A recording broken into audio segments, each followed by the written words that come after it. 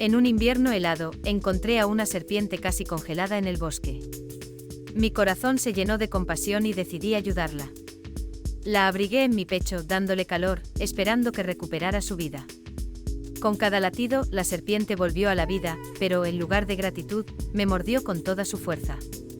El veneno se esparció rápidamente por mi cuerpo y, mientras caía al suelo, comprendí mi error.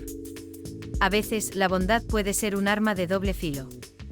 Ayudar a quienes tienen una naturaleza peligrosa puede costarte caro.